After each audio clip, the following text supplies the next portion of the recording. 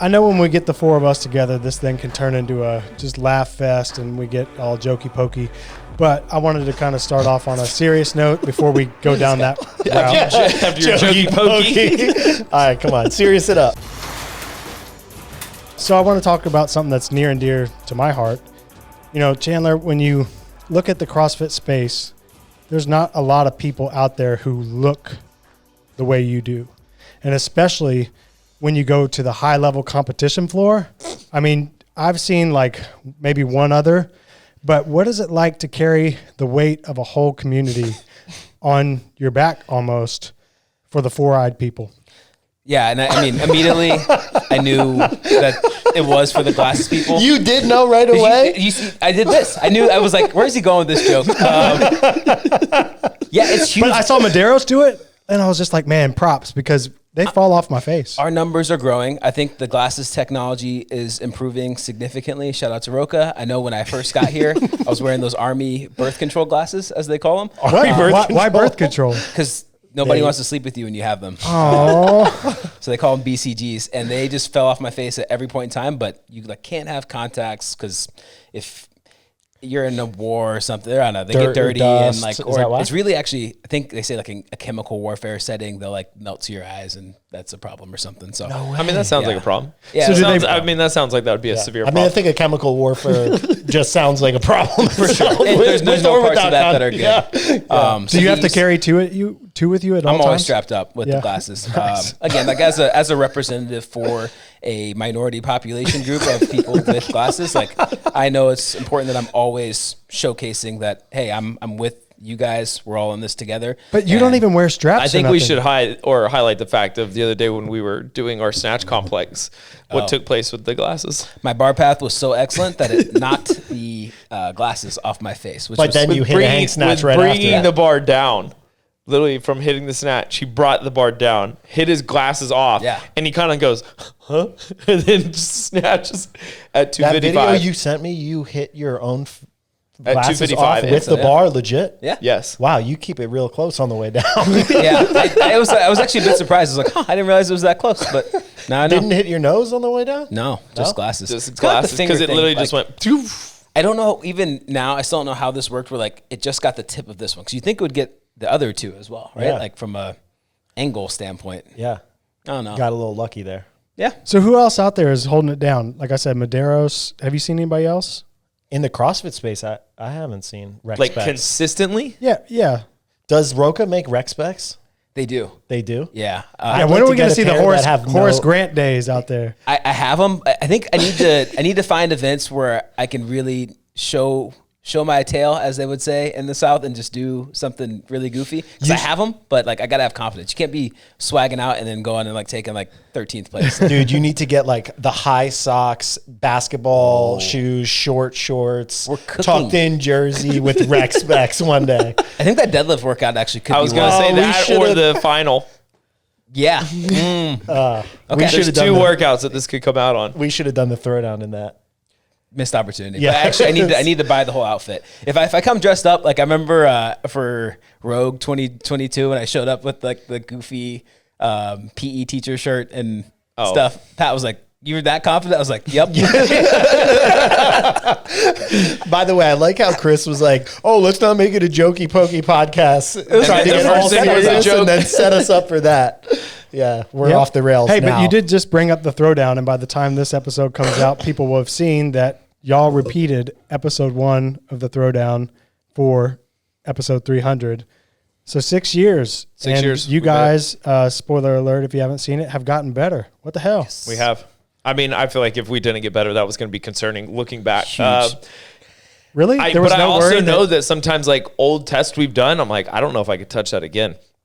But I felt with this test, the capacity has definitely gone up across the board. Capacity has definitely gone up. I think in like maybe some single modality areas, like it might be tougher to keep up with, if you were doing a strength cycle back in the day, or you were just doing like running. But overall capacity, I think in the sport and in the space has gone up so much. If we hadn't improved our capacity to just do like a baseline Metcon that is more or less just moving through, then we would be so retired at this point. The workout for the audience was 5 rounds for time, 75 double unders, 15 toes to bar, 15 hand release push-ups. So super simple stuff. That's not really tested in the sport anymore, though.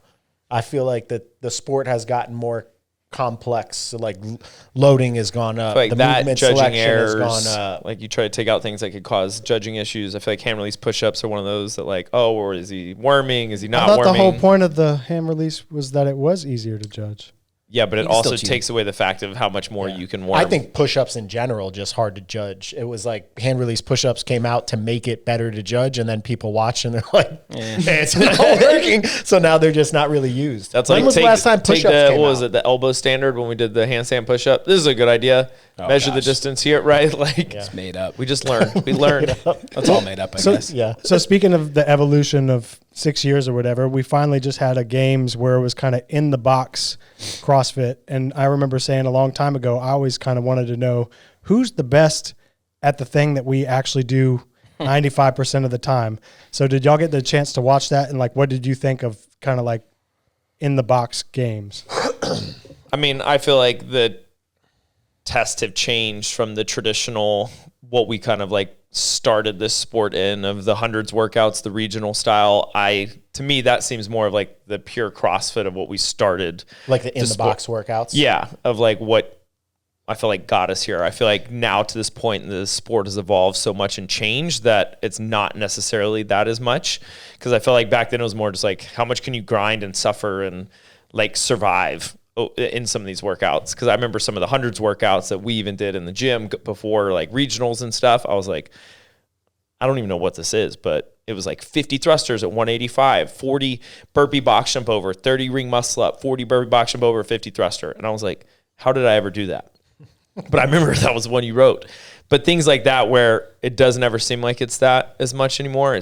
We were talking about this before we started the podcast, but just like how much it's evolved now to like just being a bigger athlete, the dense sets of it's not as dense gymnastics base versus high power output. Jump into that, because I was like getting set up and it sounded like y'all had a cool little combo of where the kids are at these days. So we were talking that first workout that we did, the first throwdown workout 6 years ago. There wasn't an Echo bike yet. I think hadn't even been made yet. I think they started think it was coming out. They did have Airdynes. You had the Airdyne and assault bikes. But those were, assault bikes. Every single one is a snowflake. They're all different. Just give you a different number. The bike erg hadn't really come into popular use yet either. And you saw ski ergs on occasion, but Very rarely, though. Yeah, they were very rare. And now those things are ubiquitous. We're training up for WFP 2, and we're going to Echo. We're going to be on the bike erg. We're skiing. We're rowing. And running. Yeah. And so We're on every machine. We're on every machine. And so since now we have 4 machines versus just pretty much the rower back in the day, since the machines kind of favor bigger frames because you don't have to fight any aerodynamic resistance, it's helped trend towards heavier athletes, but the programming's also, like Travis said, kind of moved away from gymnastics density and gymnastics volume to gymnastics skill, and the body weight style workouts have more or less been replaced by like another machine at every event. So trying to stay on top of that change has been something that's caused, I know it's caused how I've trained to change a lot, and I think you were saying the same thing. Yeah. How so? Like what has that done? Dive in. I mean, why don't we ask the guy that programs it all? I mean, he programs. I saw his spreadsheets, man.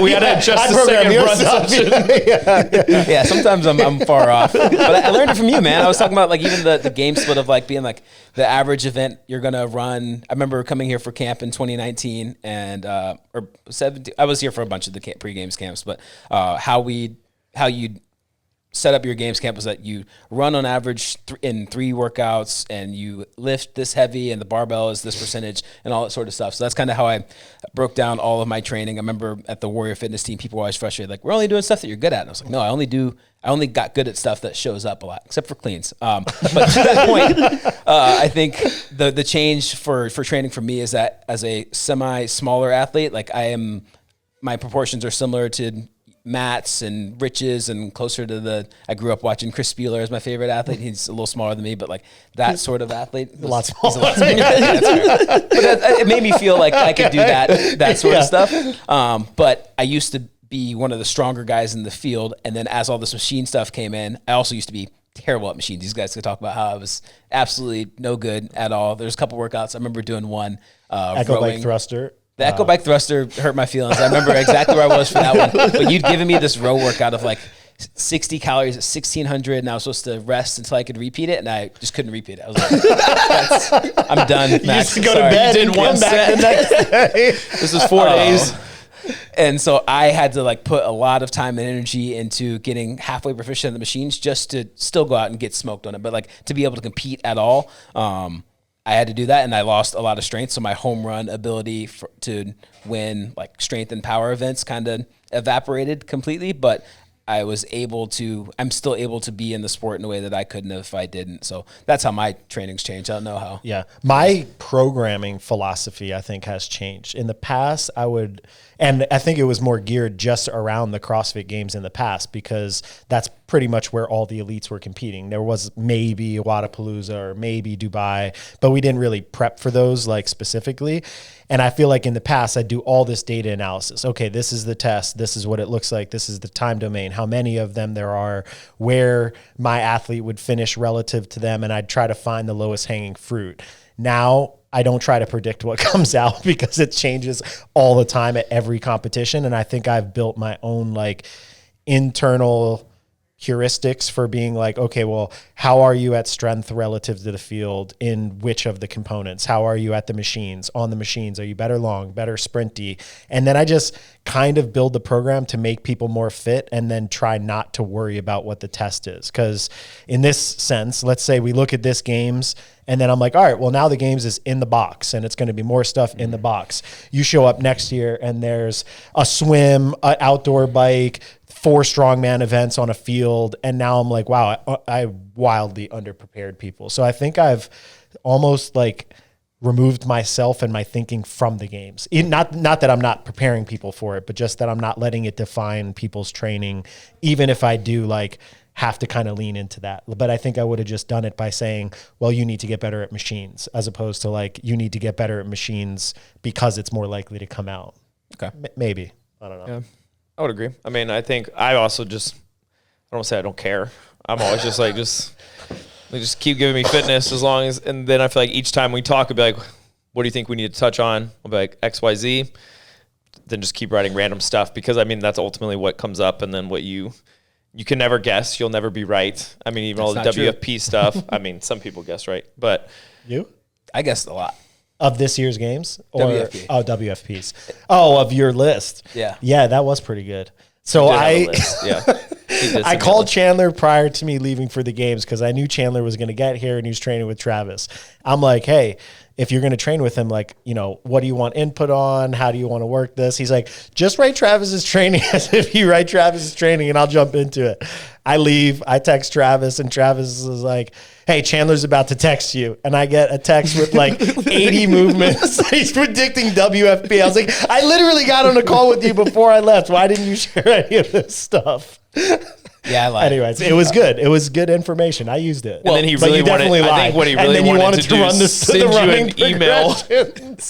Yeah, I wanted to be able to explain, well, this is the reason I think this will show up, and this is the reason. I want to sound smart. I'm trying to sound cool for Max. That's why I learned so much. I wanted to show, like, look how far I've come from the guy who showed up here and didn't know how to do a sandbag and clean. then Max just responds to text, got it. And then next thing you know, we got our training already written. I didn't get to write my explanation. But I do feel like, so in my defense, I am hesitant to come into this space and like want to affect anything culture-wise, because the thing that I'm most impressed by is your guys' relationship and how it's worked. Like, you guys are business partners. You have the longest standing coach-athlete relationship in the sport. And Travis is the resident, he's going to hate this, resident old man in the sport. Hold on, he's not old. He's not old.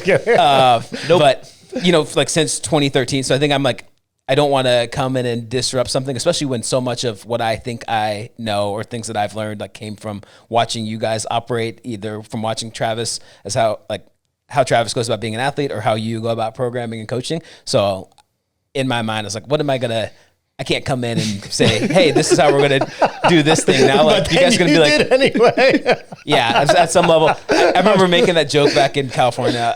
If I was going to do a player comp for me would be Jimmy Butler, because as much as Jimmy comes into every team that he's been to a bunch of different places, and it's always like, oh, this is a new Jimmy and he's going to be less aggressive. Yeah, and he comes, he's like, this is what we're doing. Are you gonna do emo Chandler? If I could grow out my hair, yeah, I would. You saw those? Yeah, those photos were hilarious. My hair's failed me. So we could get you a Nemo wig. Speaking of so we were talking about the competition, but just since we do have two old guys here, whoa. Who me Watch. and, You talking about me Max? and me and Chandler. Chandler Max? how old are you, Chandler? 32 last month. 32. So y'all are, normal old. It's crazy. So Chandler, you got into CrossFit in 2010, and Travis was when? 2010. 2010. So how blown away are you at just the evolution of where it was to now? Not even on the competition side, but just even like your fit class guy compared to back then. The fit class, do you guys have an answer? No, I do. You paused for a while. I didn't want to be the first one to start, because again, I was saying I'll just come in. I'll talk the whole time, man. Like This is just a Chandler podcast. This is just for Chandler. I mean, we hear these guys all the time. Yeah, I hear him talk. We talk a lot. All right. From my perspective, I didn't think that there was ever going to be a professional outlet for this. I remember writing down in 2012, I decided I wanted to make the games, and I was like, 10 years should be enough time, because I'd read that book about the 10,000 hours, 10 years. And Hashtag 2022. Yeah, that was the thing for a long time, like games 2022. And in my goals for that, I was like, one day I want to be able to make $50,000 in doing fitness. And I was like, maybe that seems like a reach. And, there's prize purses for events now that are more than that, but that wasn't Quit happening. touching that microphone. It's all right. That wasn't happening at all. I was like, was I touching the microphone? I'm sorry. Don't even think about it. So like the ability, how much it professionalized and how ubiquitous it became, it like stopped being like, oh, I do CrossFit, and someone's like, oh, like I like Jesus too, for real. It started being like everybody knew, even, you go ask somebody on the street and they have an idea of what CrossFit is about, and that was never a thing beforehand. And even the functional fitness landscape in general, like if you would have said that something like High Rocks existed where people showed up to watch other people exercise to that degree back in 2012 and before the games had started packing out the stadium completely, like that would have sounded a bit crazy. So the growth of the fitness market as far as weightlifting, general conditioning, and how easily and readily available that knowledge is at lower levels for people has been pretty impressive to me. Yeah, I was going to comment before Chandler took over the podcast. The biggest change I think I saw was in the regular people that do CrossFit in the affiliate. I think the level of information, coaching quality, general movement, there's still things where I watch and I'm like, oh God, that's a lot to put on your body at this level of intensity. But if you think about where it was when I first came in 2010, like, okay, we're coming in today and everybody's max cleaning. And at the time I wasn't even coaching. I was just like participating in the gym and trying to be an athlete in the space. And I just look around and be like, what is going on? Like, to the point that I started at the first gym I was at, a weightlifting clinic, to help people with it, because I was like actually concerned about it. And I think the evolution of that, the quality information on nutrition, sleep, movement, stretching, like that has become so normal. Things that were like really high level strength and conditioning things are now just like, oh, a regular soccer mom who works out 5 days a week is now like putting really good things into practice. Yeah. I feel like that evolution has been pretty cool to watch. It's not like sexy to sell, but I think it's better for our community that there's just safer, better quality of training and just like regular people that do this. I mean, I feel like that's when we started. It was like, all right, I don't want to be a one-hit wonder. I want to like continue this for as long as possible, since I'm not ever aging and getting old. So that, I mean, back when we started, I remember talking about that. And everybody else, they would like make it to the games one time, or then would never show up again or never come back. And it was like, I don't want that to happen. Like, I want to be able to continue this. And I remember it was like, all right, well, you got to really focus on your movement and quality and sleep and all these other things. And then when you start to like, right now, 12 years later, 13 years later that we've been doing this, like still being able to continue to get better, still hitting PRs, still getting overall fitness capacity built up. I think it just kind of like speaks volumes for how like Max and everybody at TTT kind of approaches things differently, which I think definitely when we started, when I would just do stuff, I was like, oh, what can I like beat my head into the ground with and like try to do, because that's what you thought everybody was doing and thought that was what's going to make you like better. But in reality, It definitely doesn't. Did you think you would be a professional athlete? I don't even know when. I can't even remember that. I don't know if I ever thought, like... You were doing all those garage games competitions. Yeah, I mean, I won all of those all the time back then. And then I remember I got this like giant $5,000 Reebok check, and I was like, this is it. I made it. Like, you had this is so cool. many shoes and stuff you I got still for free. do. It's insane.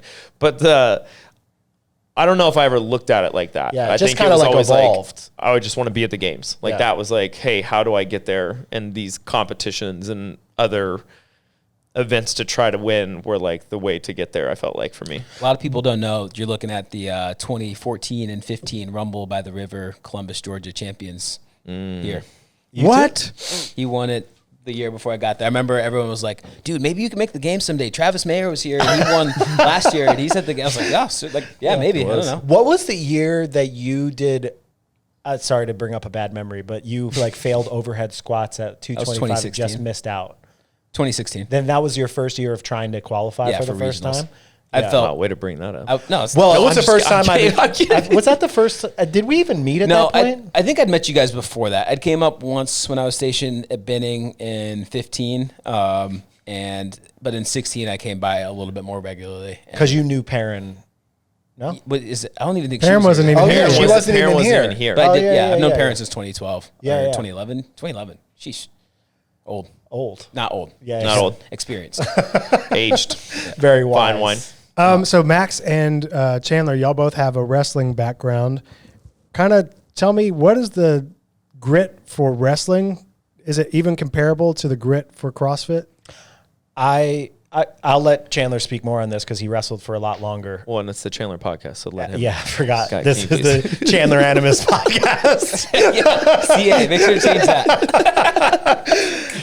One thing I will note, at least about the energy system component of a grappling exchange or a fight type environment, is that you can't fully dictate your own pace because you have somebody else that can change the pace. They can move, they can post, they can do things to take away your ability to regulate your own energy. So it's not like an equal, hey, you're more fit, so you're going to get less tired when you grapple necessarily. It could be, and fitness is important, but I think there's some aspect of that that's different. The matches are usually much shorter. Generally they're 6 to 8 minutes at max, whereas CrossFit workouts are going like 20 plus minutes. So I think there are like components to the grit and mental toughness, but there are also aspects of it that I think like a wrestling mindset is very intense and push and push and push, but a good CrossFit mindset, I think, is a little bit more paced. And you could tell me if you think otherwise, but I would imagine that over time from your peak wrestling until now, you actually get more conservative with your energy management. I've dampened a ton. But on purpose, to perform well. Yeah, exactly. Just like learning pacing wasn't really a question. I think the main carryover happens at a macro level because the structure of workouts and training for wrestling, you do a lot of, I think about how much time I used to spend jogging for weight cutting purposes. Like that's long training. We did a bunch of explosive lifting, so working the shorter energy systems. But the weight cutting stuff, I feel, was what really carries over the most because there's a lot of objectivity with a weight cut. You must get to this weight by this point in time, and if you don't, you are a failure. So it's pretty cut and dry, and I think in any of the functional fitness endeavors I've had, it doesn't really matter at the competitive level if you think this is a good lift or a good time. This time is either good enough for you to make it through the open to qualify for the games, it's good enough for you to make it to the next heat, or it's not. And that getting used to feedback and also getting used to losing, because there's always a bigger fish in the wrestling space, I think creates a resilience and type of focus that allows you to approach, fitness the way that we do it in the most optimal way, where I can lose a workout in the gym. It doesn't super matter. And I also know that there's numbers that I need to get to, and it doesn't really matter what excuses I have about why I can or can't do that. Like, these things have to happen. I have to be good enough at this sort of movement. I have to train across these different domains. I got to go long even if I don't want to go long, I got to go short even if I don't want to go short, because like you said, the other people will get to dictate what the workout or what the stimulus is going to be. But it's more just the attitude of just being like, all right, whatever it is doesn't It might suck, might not be what I'm planning for. I might not have wanted to do this, but I just got to deal with it and figure it out. It's like the mental toughness. Yeah, the grit.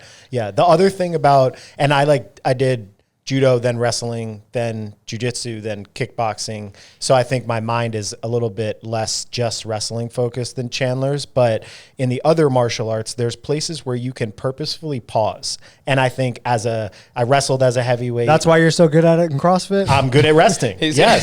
Yeah. And like if you're in a match and you get a lead and you can stall and you can make somebody carry your weight and you can push them and you can club their head and get them frustrated and make them make a mistake, it allows you to have a competitive advantage. If I'm doing thrusters and burpees, like I can't just stop and think my way into strategy. If I rest longer, I go quicker. You got to go fast no matter what. So I feel like the strategic thinking component of any combat sport is removed from CrossFit, where CrossFit is a little bit more like you're either fit or you're not. Like you either have the systems to push yourself or you don't. And mental toughness would maybe help you have more consistency or might help you like finish a workout really hard, but you can't like mental toughness your way only to being good at it. But I think in training, if you approach things, and this helped me out early in my career, but it's something I've had to move away, that I grew up in Kansas City and everyone that I was coached by was influenced by Iowa style wrestling, which was a lot of really, really hard, really heavy hands, a lot of conditioning, a lot of pace, but the training for it also was just like run till you puke, just hurt yourself all the time, completely early CrossFit. Destroyed. Yeah, it made the transition pretty easy, but that sort of approach does help prepare you for a Metcon where, you know, you might not have time to really think about it, but if you've built yourself up because you've trained like that all the time, then it's 3, 2, 1, go. I don't know how I can burpee for 7 minutes, but I know I'm going to go hard, fast at the beginning, fast in the middle, and fast at the end. And if my body slows down, it's going to be because my body's saying it, not because I'm choosing to go any slower. I'll ride that line. And that's what's always really impressive to me about people like Travis, who have maintained that over their whole career. I've been saying it since I've got here. I'm so impressed with the intensity you bring to every workout because... let's not say every workout. Yeah. A lot of workouts. I saw him do open 25.1. Yeah, that was an attempt at intensity, but he didn't have the fitness. The intensity was there. Just the fitness was not there. The intensity was there. That's his other superpower is he can turn it on in 2 weeks. He can. He really can. That's crazy. Like he'll go from like the switch, baby. Joe Blow to fucking hero. Joe Blow to fucking hero. The question everyone wants to know, if you had to wrestle, who's winning? Yeah. I've seen him wrestle in 2017. Y'all just randomly were like, let's do it. No, that was me and Chandler tried to wrestle me. That was your buddy? Yeah. Who did I? No, it was Cannon. He was one of our members, one of our athletes. Chandler was like, "Come on, let's wrestle. Let's wrestle." And we're in the gym. So quick. I didn't want to, and I wouldn't really just like choose to wrestle Chandler on any random day. He was just you had just finished college, right? 2017, it was actually still wrestling too. Like I did some army stuff as well. And I had only been doing jiu-jitsu, and I was like, we have no mats to put down. They're 4 feet by 10 feet. I know that people are like, oh yeah, we'll wrestle. We'll just like play around. And then all of a sudden you put two people with bullhorns going together. It went from 0 to 60. And I was like, no, I'm not interested at all. And then Cannon comes up, they go out to wrestle, and he like freaking spears into Chandler's knees. Yeah, like instantly to 1,000%. And I was like, all right, I'm glad I said no to that. No offense, Ken, if you're out there, that was a big faux pas, party foul. From 0 to 100. You never It escalated. I remember being there and I was like, Chandler, things just went from like, hey, let's have fun to like, oh, I just try to hurt you. Like me and Chandler said we get on the mats when he's done with his career. He came in and he started doing wrestling stuff, and I went to throw my coffee in his face and knee him in the groin. So that's how I would go against Chandler. Right, before we transition from wrestling, let me just ask the wrestling guys, what takes more grit? Y'all's wrestling or WWE wrestling? WWE. It's a great question. I'd probably say WWE as well. That's the right answer. All right, we can move on. We don't need to say why. It's obvious. Boom. Yeah, everyone knows. All right, something I want to ask. So Travis and Chandler, y'all kind of took two different paths. Chandler was down to do team, whereas Tater McSteve over here was like, nah, I'm never going to do team. What was the difference there? Like, how come you didn't want to do it, and then how come you did do it? And let's dive into that. I mean, well, we were teammates, and we have been for multiple years at Wadapalooza. Yeah. So that's being a teammate. Yeah, but 3-time champs. 2-time champs. 3 for me, but only twice with these guys. Twice. Who'd you win with? 2017, Travis Williams and Jordan Cook. Oh, yeah. Didn't you have another year where you guys like just lost and took second? I think team of 4 in 2019 or 20. I don't know. I'm a team first guy in general. I don't like my whole individual career started because a certain individual stole one of my teammates from Wadapalooza that year, and so the team that I was trying to go to the games on in 2019 no longer existed, and I was still at Fort Benning, and I was like, we should do the Rogue Invitational qualifier, and so we came here. We both made it through. I squeaked in and ended up qualifying, and then life started happening fast, and I was like, well, I can't really. Once you get on the ride, it's tough to get off. So I was like, I guess I'm an individual athlete now, but I love team sports, love being a part of a group, and for me, this is something that I think I've been picking up a lot just from watching Travis' mentality, and this was also something at Wadapalooza I think you and Noah did a good job of. Like, for me, I felt like in 2023, I went as hard as I possibly could, had a decent set of workouts at the games, and I took 7th, and that was my second time finishing top 10 at the games, and both times I had to dedicate my life completely to training, and I was like, I actually don't think I could do much better than this, so if I continue to invest my time and energy in this, it's going to come at the expense of time with my wife or other relationships I have or other things that I want to do or should be doing. So I was like, that's probably good enough. And I can still be pretty fit and have fun and get to be part of a team like I'd want to. And that was what I went into 2024 doing. And it wasn't until really, I think it was a combination of things, but really heavily tied to the passing of Lazar that made me want to go back, mostly to spite people who were content with letting his memory kind of disappear, or people who wanted to usher in the new era and kind of write off all the accomplishments of people who were willing to maybe say that things weren't handled properly or whatever. So you're saying so going that's back what made to you want to Indy? come back to individual? yes. Oh, okay. That makes sense. I exist out of spite at this point. So, yeah. And how come you won't do it? Why are you too cool? Hold on. You won't for sure? Like there? No, there I'm could not be- saying I won't ever, but Okay. in my head, I've always just kind of, if I want to mess up, I want it to be on me. I don't want to mess up and affect a team, or if it's the other way around, someone holds back. Like, I like to be in control of things, whether I'm driving a car, whether I'm doing things. Like, I like to be in control. Max can vouch for that. You don't like being a But passenger also, either? you do like to blame me sometimes. If Yeah, not anymore. That was 2014. 2014 was the last time I guys are old blamed you married for people. the, I for keep the my mistakes. receipts. Yeah, but I don't know. I've just always enjoyed more of the individual side of things. I like the kind of journey of it. I like to push myself, and I can't change someone else's motivation if it's not the same of mine, and I don't want to rely on that of my experience being at a competition if theirs isn't matching that. And I think it just creates more stress and more. But you had a good time at Wadapalooza without those feelings. That's a different, because those are 3 people I really trust and know their level of dedication that I respect. When you add 4 other people or 3 other people into the mix, too many emotions and feelings get involved, and It's too much. I've seen enough of it from every team that has come out of here, come out of other gyms, and it just does the fighting, the bickering, all of that stuff. I'm just like, look, I'll go out there, I'll compete. If I drop the ball, that's on me. I don't want it to be like, hey, I held up Chandler because of XYZ, and this is on me now, where that's my kind of reason. And I like individual just style more, just personally. So when are you going team? I'm not. One of my favorite team moments of all time was you And I also went demo team in 18. Yeah, that doesn't count. That's but not a team. we did Not a no. But we no. I'm not saying it was team, but we did team workouts, testing, and it made me never want to use the worm and do any of that stuff because I was like, this is terrible. I'll just stick with doing thrusters versus a worm.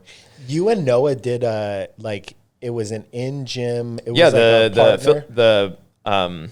Weren't y'all back-to-back Team champs? Team series. Team series. Yeah.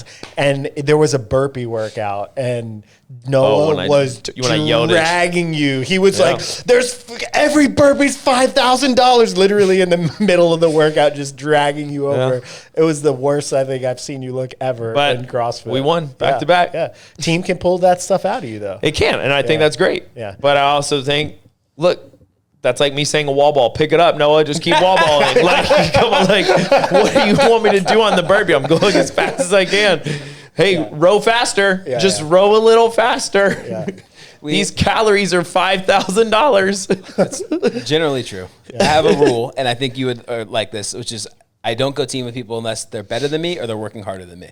And when I was coming up, it was a lot easier to find people that were doing both of those things. Yeah, that's hard to find both. And yeah, eventually there's less options, but that is also why I think we have so much fun at Wadapalooza, because for all of us, like there's always a part where like, I don't want to do that thing. Noah, you take it, or, give it to, you sat on the rower for us for 3 minutes this year, or we had that, front squat, hang clean, jerk workout that one year, and everybody was excited about their part. So if you find the right people where you know that they're working as hard as you, or they're better than you at the things that you don't want to do, then that's actually way more fun. So I would encourage you not to write it off completely. I didn't write it off completely. Yeah, Chandler's going to be sending you a proposal soon via email. Oh, do I get to write a long email? Oh, man, I would love to write a This long is your turn. New time. Here's our training spreadsheet. This is how Max finally gets kicked off programming duties. So I've beaten this over like with a dead.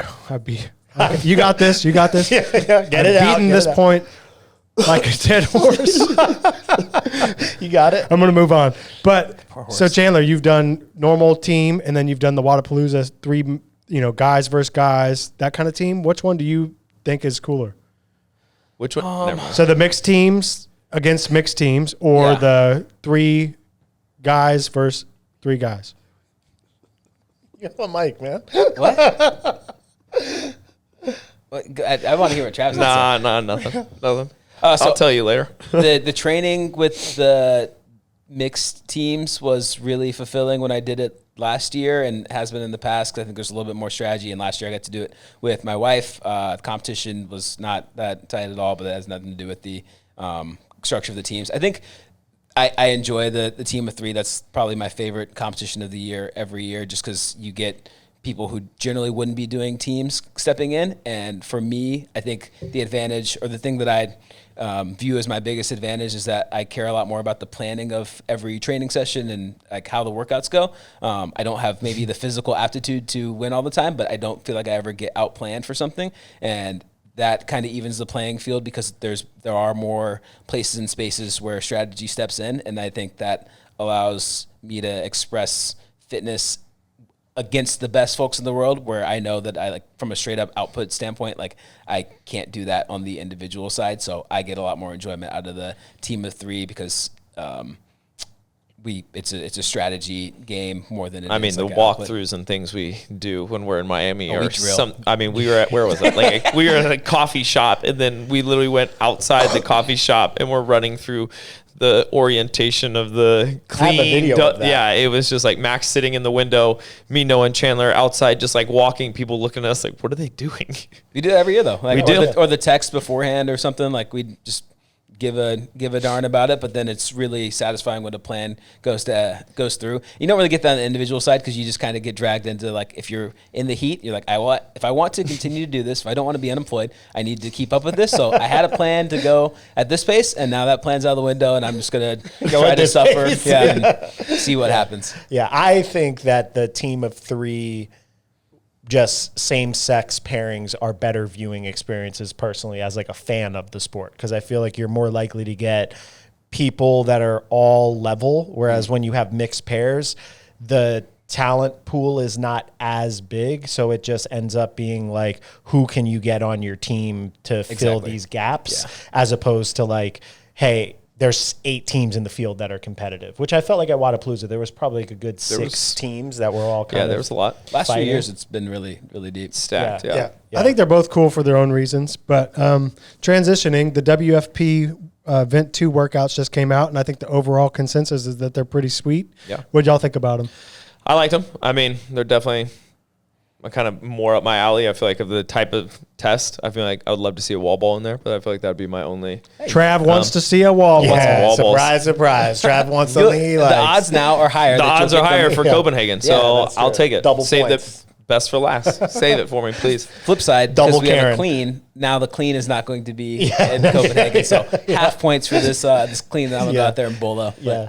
No, I think overall it's cool. I think it's a good variety. I feel like my only one probably stipulation would be the 5 rounds, the 2 5-round workouts that we've like talked about. Like maybe just the same thing. 2 5 rounds, just make one 6 and 4 or something. Like just change the number in my head. Are you so? I mean, is that a joke? Or are you really anti 2 5-round I'm workouts? not anti it. I think I don't know. like just the when you look variation? at it, you just want more of a variation. I'm not to pick on anti. I'm just against it. What does that mean? I just wish it shouldn't have been in there. But no, I like them. Yeah, I like the tests. I feel like there's a lot of variation in things that like the 100 handstand push-ups in a workout, like having that level of gymnastics density in a test we haven't really seen at competition.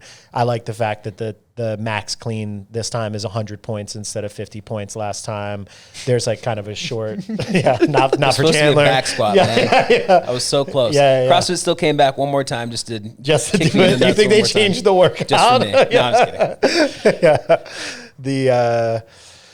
The pirouette is like a high skill that's in there. So I feel like they touch a lot of boxes in terms of getting variation and like maybe building on things and not making the tests like too similar to the workout one, the WFP ones. So I'd say I mean, a straight up 2-mile run, I think it's a good mix. We haven't really seen that. Yeah. I like the data aspect of any time they do a test that's commonly used, which I didn't know that the 2-mile was part of the Army fitness test. I thought it was a 1.5 mile for some reason. That's Navy. Is that called a Cooper's test?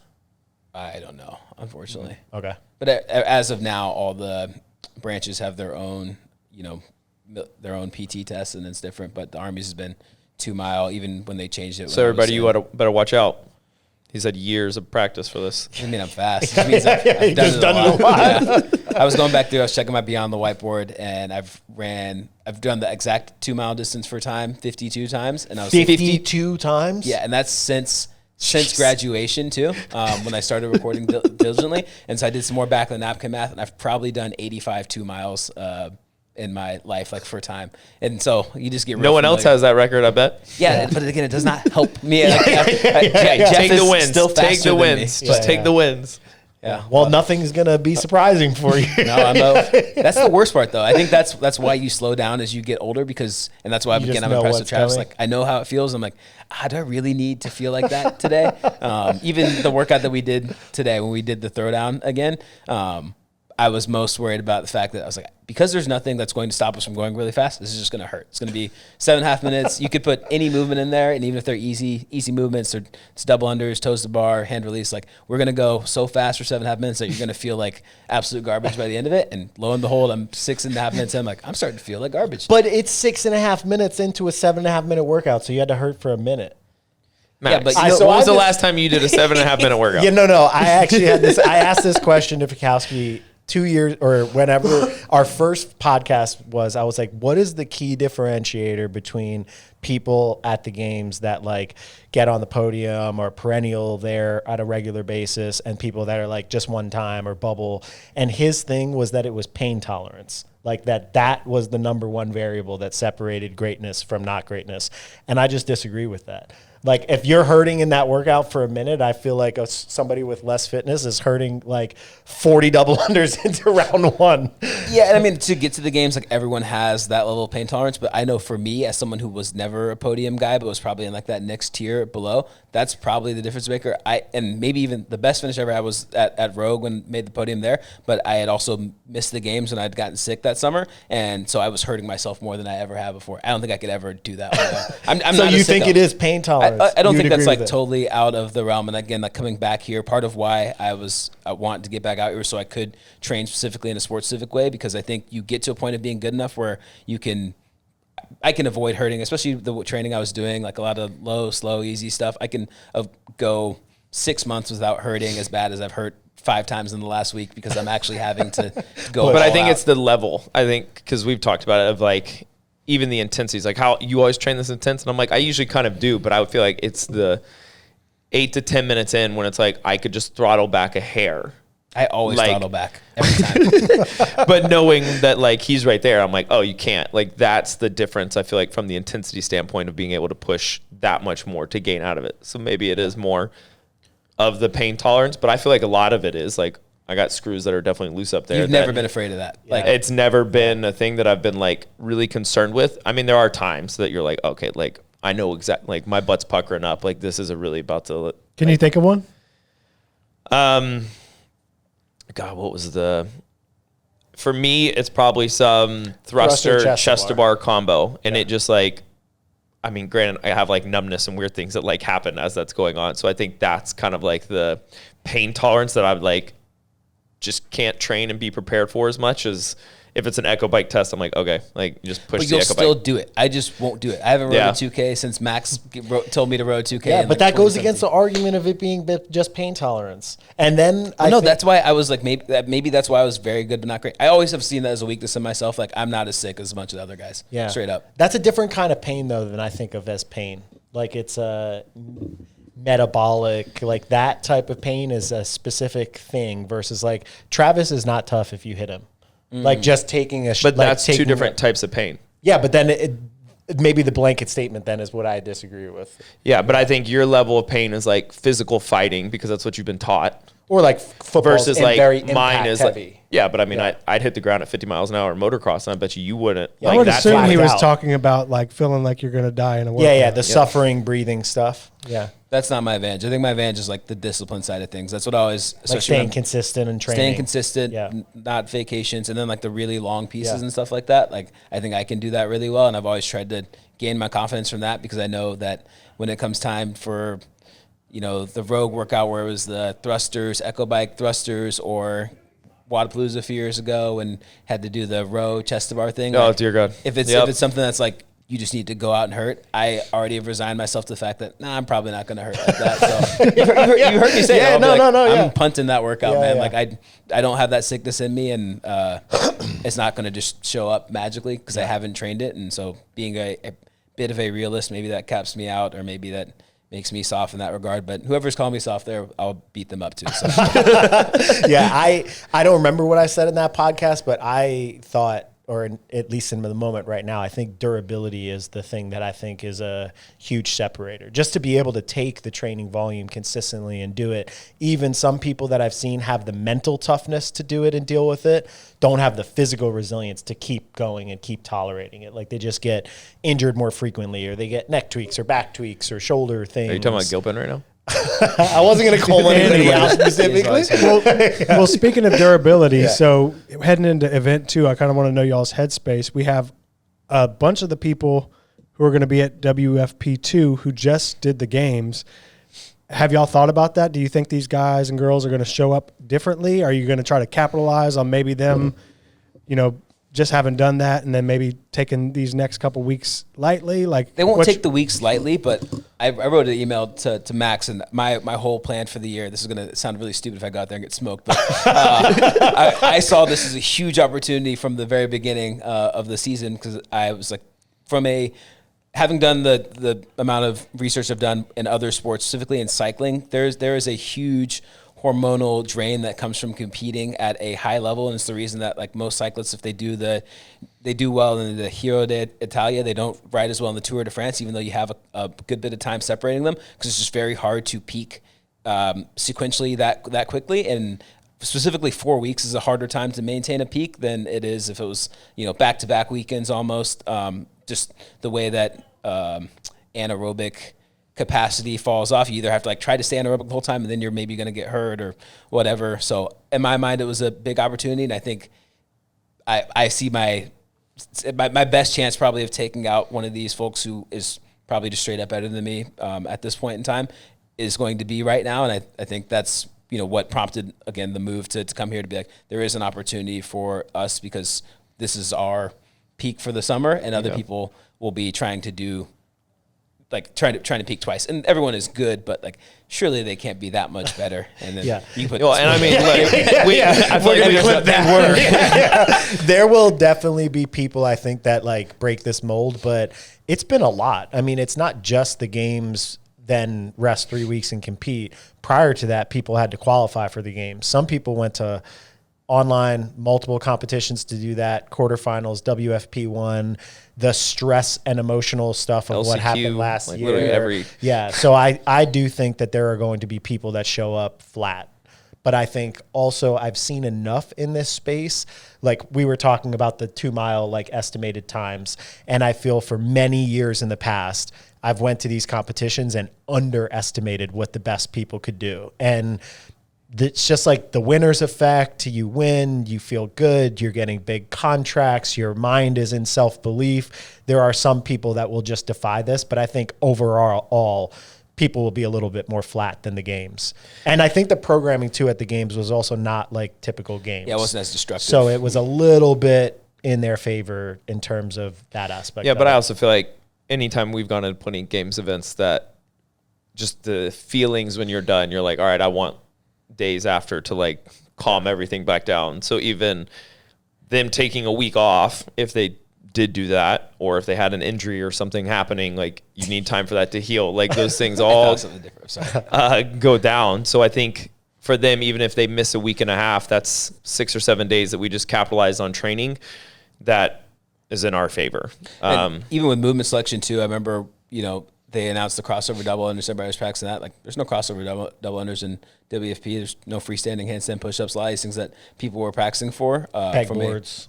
Pegboards are on our list, so you still could have mixed them in. But this same concept of just like sports specificity is a thing, and training for the games is different than training for WFP, is different than training for Dubai, and so on and so forth. So by being able to focus for WFP a little bit earlier, we were maybe able to make some smarter decisions movement selection wise, that even if they don't lead to us, winning or whatever, like maybe help us put our best foot forward relative to a field who was still training for the unknown unknowable up until last week. Yeah. So one more thing about how you view preparing, but not specific to event 2. So this is the first time there's ever been like a tour, and there's 3 events this year. I kind of want to know the headspace of how you look at that season. And it's different because usually it's like, hey, we're advancing, going to the games and trying to do our best there. Do you approach how you hit each tour stop differently? Is there like any gaming to how you go into it? Like, I mean, I have to go pretty much full send just personally on the next 2 because I had to withdraw from the last one. So, I mean, I pretty much had the almost lowest amount of points from that standpoint. So for me, I don't really have an opportunity to be like, get into the next one. You got enough points, like you're kind of set knowing the final one's worth double. So for me, if I'm wanting to guarantee a pro card for the following year, then I need to make sure that on these next 2 from here in Copenhagen are like capitalized as much as possible. So I have to. And who gets the pro card for next year? Top 20. Top so 20. now, like the original one was however they drew it up, those 20 are signed. Now it's just based off of performance. So then it will shuffle and change up. So and I think next year is also going to be different. I don't know how different or what the differences are, but I don't know. It's kind of hard to plan around this year's tour infrastructure because a lot of the information came out pretty quick. Like it was kind of like, okay, here are the events. And like, I didn't know that you weren't doing the season until later in the year. Yeah. You knew right away, right? You had stopped doing. And I thought I was just going to do high rocks. So I'd already kind of started. I wanted to do like a 8-month aerobic build. So from a strategy standpoint, the first one I spent, once they announced the workouts, I practiced the workouts, but I knew I wasn't in the sort of Metcon specific, like highly anaerobically sharpened shape to go and crush it. So I was like, it's going to be what it's going to be. I still had High Rocks Worlds coming up then, and I wanted there was goals from a running standpoint that I was looking to hit. So did you hit them? Yeah. Yeah. Yep. Did Noah hold the paces? He had told me that you tried to drag him to paces. We talked about this the other day. Oh, he called me at some point and he was like, Chandler wants me to, I think he's to 345 1Ks was what your target was. Did not hold the paces. Yeah. Look how happy he is about it. We went out, we said, I retract that. Yeah, you can cut that out. No, it's fine. I did get to that pace for an individual 5 mile though, or something. It's tough to go back and forth between miles and kilometers, but that was my main goal for the year, was to run faster than I'd been able to run before and hit that. And then there's been less High Rocks focus. I'll probably do mixed with Jessie next year, so it's more on her to get fast, and I can kind of focus more on this stuff again now. So to answer your question, like I was able to apply some strategy, but also I did better than I thought I was going to do in the first one, which was nice because I don't think I was really I wasn't positive I was going to go again for like be good enough to go again for another year. Travis will tell you, like, after Wadapalooza, I was like, I really want to be done. I like, this feels like a good note. He was like, all right, that was it. We're done, guys. to go out on. And you just kind of and here we are. Get caught up. But yeah, still training for it. Well, maybe taking the specifics of this season out of it, just about a tour in general, you know, do you look at it differently? Or does it affect how you train and approach your training and stuff differently, knowing that, you know, all your eggs aren't going to be in the one basket and you can kind of spread the points out? I mean, I think it does. I think it allows you to, right, like the games was, if you don't make it here, you're done. Like, okay, I got hurt, couldn't do the open. All right, your whole year's over kind of thing, where at least this opportunity, I got injured at WFP, now knowing I still have 2 opportunities to still make money, still go compete, still earned a pro card for the following year, I think just allowed the decision of when I was at WFP to be like, okay, like just step back. Like there's no reason. But on game day, does that change how you're like get on the floor out there competing at all? Oh, no. I don't think so. No. I feel like when you're on the floor, it doesn't matter. It's like I'm going to do everything I can right now in that moment. I know there was a general aura of people being less stressed in between events, but the training is still just as hard, and then the execution on the floor is still just as hard. It's just that you don't feel like your entire life is over, because I know like my contracts didn't hit the year I didn't make the games. Like the third and fourth quarter of the contracts like didn't activate because I didn't qualify.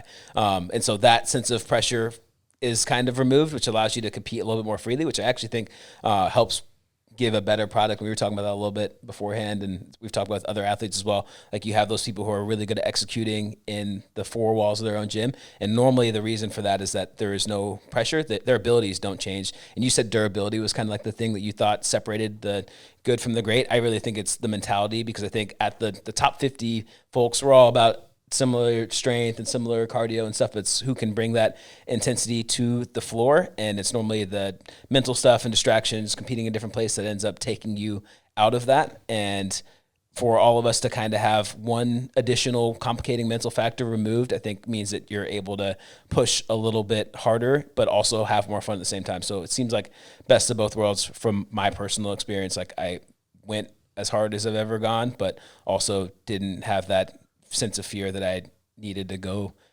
be a gym teacher in suburban Boston like I did the last time. That is a good like HBO. Like what was the? No, I did that. That happened. What's the guy's name? Not Ricky Bobby. Come on, Eastbound and Down. Oh, Kenny Powers. Kenny Powers. I could see a show with you being the gym teacher. Kenny Powers. Man. Kenny Powers. Shout out to Nobles. That's Nobles and Grenna School. I was the assistant strength director, and then happened to qualify for Rogue again. I was like, I guess I'll do one more competition. And I took second. And then they were like, oh, actually, there was a misunderstanding with your contracts. We'll still pay you. And all right, I guess I'm still doing So you're this. back in it. All right, guys. Thanks for doing this. We'll see you next time. Later. See ya.